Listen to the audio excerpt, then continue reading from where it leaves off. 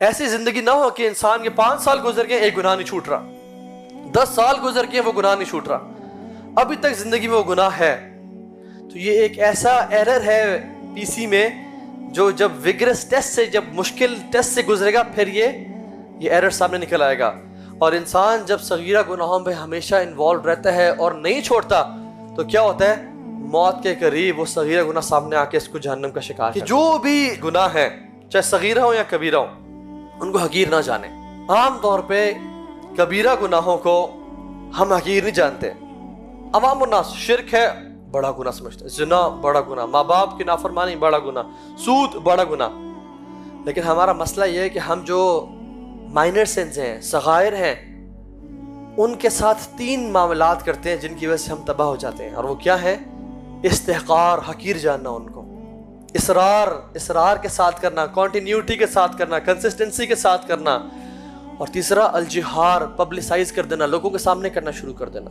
اور یاد رکھیں یہ 3 کان جب مائنر سے صغائر کے ساتھ ملتے ہیں تو صغیرہ نہیں رہتے، وہ کبیرہ بن جاتے ہیں۔ سلف کہتے تھے لا تنظر الى صغر المعصی ولکن انظر الى عظمت من تعصی، یہ مت دیکھو گناہ چھوٹا کر رہے ہو بڑا کر رہے ہو، یہ دیکھو کتنے بڑے رب کی نافرمانی کر رہے ہو۔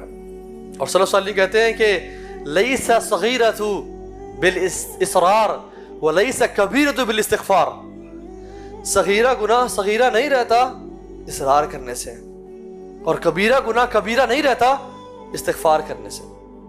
جو بندہ استغفار کرتا ہے اس کا کبیرہ گناہ بھی ہو اللہ تعالیٰ اس کو معاف کر دیتے ہیں، لیکن جو بندہ صغیرہ کر رہا ہو اور سالوں سال کر رہا ہو، 5 سال ہو گئے، 10 سال ہو گئے، 15 سال ہو گئے، اور ابھی بھی وہ گناہ کرتا جا رہا ہے تو پھر وہ صغیرہ نہیں رہتا، پھر وہ انسان کی تباہی اور اس کو ڈبونے کے لیے کافی ہو جاتا ہے۔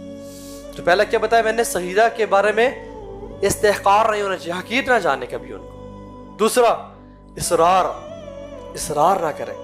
قرآن کہتا ہے وَلَمْ يُصِرُّوا عَلَى مَا فَعَلُوا، وہ گناہوں پہ اصرار جب ہو جائے توبہ استغفار کرے۔ لیکن ایسی زندگی نہ ہو کہ انسان کے 5 سال گزر گئے ایک گناہ نہیں چھوٹ رہا، 10 سال گزر گئے وہ گناہ نہیں چھوٹ رہا، ابھی تک زندگی میں وہ گناہ ہے۔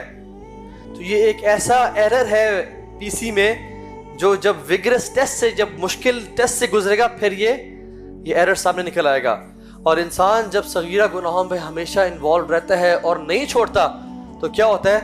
موت کے قریب وہ صغیرہ گناہ سامنے آ کے اس کو جہنم کا شکار کر دیتا ہے۔ کیونکہ یہ وہ ٹائم ہے کہ جب شیطان سب سے زیادہ جان مارتا ہے انسان کے اوپر، اور ایک روایت میں آتا ہے اس کے ماتھے پہ بیٹھتا ہے اور کہتا ہے اکفر باللہ، کفر کر اللہ کا، بول کفری کلمات، آج میں تجھے میں بچاؤں گا۔ اور جس انسان کو رب پہ بھروسہ نہیں ہوتا، اس کی نیکیاں نہیں ہوتی اور وہ گناہوں میں ہوتا ہے تو کیا کہتا ہے؟ پھر اس ٹائم اس کے وہ صغیرہ گناہ سامنے آ کے اس کے آخری لمحات تباہ کر دیتے ہیں۔